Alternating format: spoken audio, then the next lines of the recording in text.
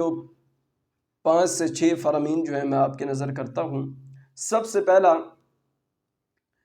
فرمان جو ہے وہ یہ ہے، گناہ سے توبہ کرنے والا ایسا ہے گویا اس نے گناہ کیا ہی نہیں۔ سبحان اللہ، کتنا پیارا فرمان ہے کہ گناہ سے توبہ کرنے والا انسان وہ ایسا انسان ہے، نبی علیہ الصلوۃ والسلام فرماتے ہیں کہ اس نے گناہ کیا ہی نہیں۔ ابن ماجہ کی حدیث مبارکہ ہے، کتاب الزہد، باب ذکر التوبہ، اس کی یہ حدیث مبارکہ ہے۔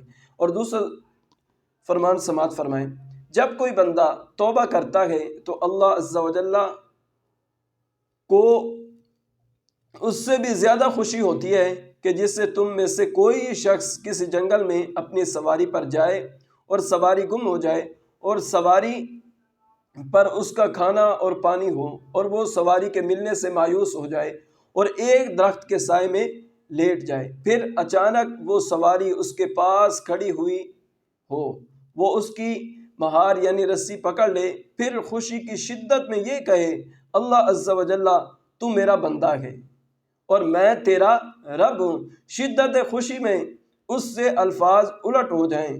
یہ مسلم کے حدیث مبارک ہے، یعنی ایسے اللہ رب العزت کو بھی خوشی ہوتی ہے۔ اب بندہ، حالانکہ یہ الفاظ دیکھے جائیں تو یہ الفاظ کفریہ کلمات ہیں، لیکن کہ اتنی خوشی ہو جاتی ہے کہ بندہ اپنے اوپر قابو پا نہیں سکتا۔ تو نبی علیہ الصلوۃ والسلام نے کیا خوب ارشاد فرمایا۔ تو یہ جو حدیث مبارکہ تھی یہ مسلم کی حدیث تھی، کتاب التوبہ ہے، باب فی الحض علی التوبۃ والفرح، اس کی حدیث مبارکہ ہے۔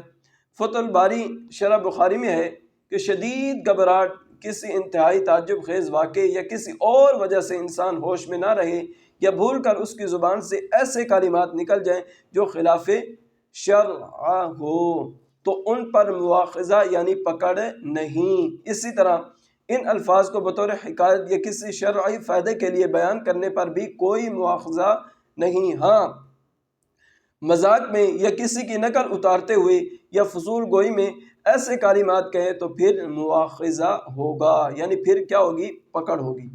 تو تیسرا فرمان جو ہے سماعت فرمائے، 2 ہو گئے، تیسرا سماعت فرمائے، جس نے استغفار کو لازم پکڑ لیا تو اللہ تعالیٰ اس کی تمام مشکلوں میں آسانی، ہر غم سے آزادی اور بے حساب رزق عطا فرماتا ہے۔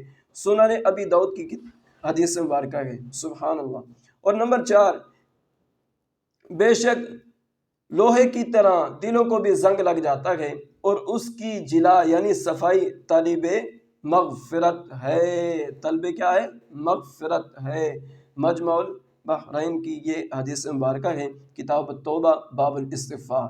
اللہ اکبر۔ تو 5واں فرامین سماعت فرمائے، جب بندہ اپنے گناہوں سے توبہ کرتا ہے تو اللہ عز و جل لکھنے والے فرشتوں کو اس کے گناہ بھلا دیتا ہے، اسی طرح اس کے اعضاء یعنی ہاتھ پاؤں کو بھی بھلا دیتا ہے اور اس کے زمین پر نشانات بھی مٹا ڈالتا ہے، یہاں تک کہ قیامت کے دن جب وہ اللہ عز و جل سے ملے گا تو اللہ عز و جل کی طرف سے اس کے گناہ پر کوئی گواہ نہ ہوگا۔